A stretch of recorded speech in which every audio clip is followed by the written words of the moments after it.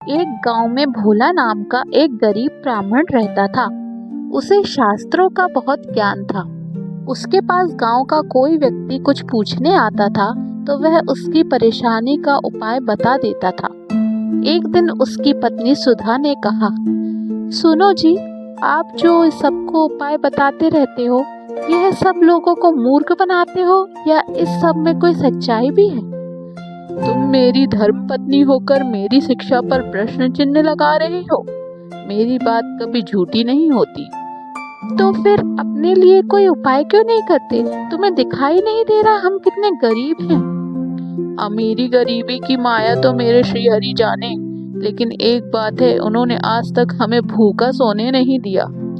एक दिन ऐसा भी आएगा कि गांव में आपको कोई नहीं पूछेगा, तब भूखा ही सोना पड़ेगा। इसी तरह भोला भगवान विष्णु की भक्ति में लीन रहकर गुजर बसर कर रहा था। तभी एक दिन उसके पास एक सेठ जी आए। उन्होंने कहा, भोला, मेरे पास बहुत पैसा है, लेकिन सुख भोगने के लिए संतान नहीं है। मेरा क्या कसूर है जो मुझे संतान का सुख प्राप्त नहीं हो रहा? सेठ जी, आपके पिछले जन्म के कर्मों के कारण आपके घर में संतान नहीं। पिछले जन्म में आप एक शिकारी थे। आपने एक चिड़िया को मार दिया था। वह अपने बच्चों के लिए दाना लेने गई थी, जिससे उसके बच्चे भूख से तड़प कर मर गए। इसी कारण इस जन्म में आपको संतान का सुख नहीं मिल पाया। पंडित जी, कोई तो उपाय होगा। सेठ जी, जब आपके पाप कर्म समाप्त हो जाएंगे तो आपको यह सुख मिल सकता है। इसके लिए इंतजार करना होगा। मैं आपका घर धन से भर दूंगा, किंतु मेरे घर में संतान होने का उपाय बता दीजिए। यह सुनकर भोला को गुस्सा आ गया। उसने कहा, तुम मुझे धन से खरीदना चाहते हो? चले जाओ यहाँ से।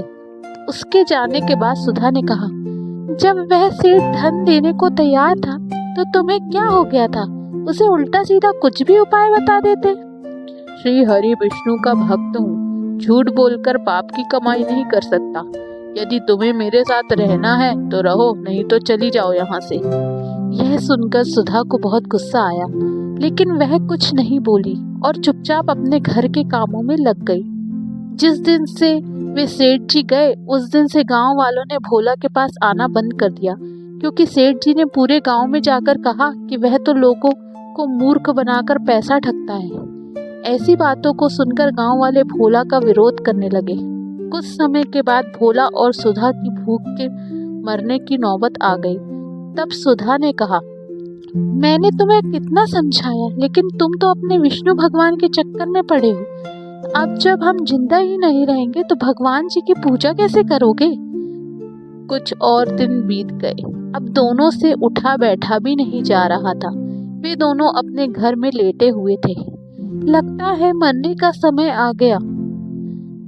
मुझे तो लगता है भगवान से मिलने का समय आ गया। तू भी आखिरी समय में भगवान श्री हरि का ध्यान कर ले। भोला और सुधा दोनों श्री हरि भगवान विष्णु का ध्यान करने लगते हैं। उसी समय भगवान श्री हरि विष्णु उन्हें दर्शन देने के लिए प्रकट हो जाते हैं।